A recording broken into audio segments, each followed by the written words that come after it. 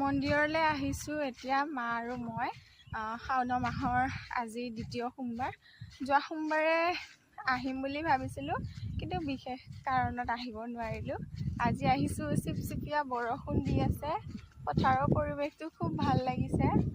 আৰু এইফালে ছাতি লৈ আহিছোঁ। পালোহি মানে আমাৰ এইফালে গাঁৱৰ শিৱ মন্দিৰ আছে, তালৈকে আহিছোঁ আৰু দেখুৱাই থাকিম, চাই থাকিব।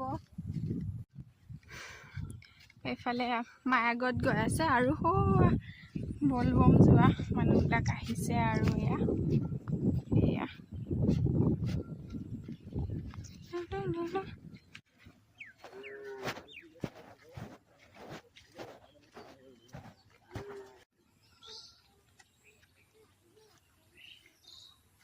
আৰু এইফালে পুৰা একদম বোকা হৈ আছে বাটটো।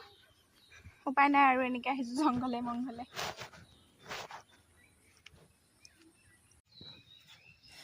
এয়া আমি মন্দিৰ আহি পালোৱে বাৰু এতিয়া। আজি ইমান এটা মানুহ নাই, বৰষুণটো আজি মানে দি আছে যে বতৰটো বেয়া।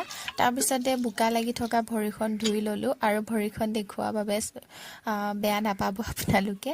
এতিয়া পূজা কৰিবলৈ মন্দিৰৰ ভিতৰত সোমাইছোঁ। অকণ বোলো আপোনালোককো দেখুৱাওঁ, সেইবাবে সেই ভিডিঅ'কণ কৰিলোঁ। আৰু এয়া মায়ে এতিয়া গাখীৰ আৰু পানী ঢালিছে, ময়ো ঢালিলোঁ। তাৰপিছতে আমাক মাতিলে চাহ খাবলৈ। মায়ে চাহ খাইছে, মই পিছে খোৱা নাই, মই বৰ এটা ভাল নাপাওঁ চাহ খাই। খিচিৰি বনাই আছে, সেয়া খাই যাবলৈ ক'লে, আমি তাতে অলপমান ৰৈ দিলোঁ। তাৰপিছতে মন্দিৰতে থকা মধুৰিআমজোপা পকি আছিলে, মানে সেয়া তাকেই পাৰিবই নোৱাৰোঁ, ইমান ওপৰত আছে।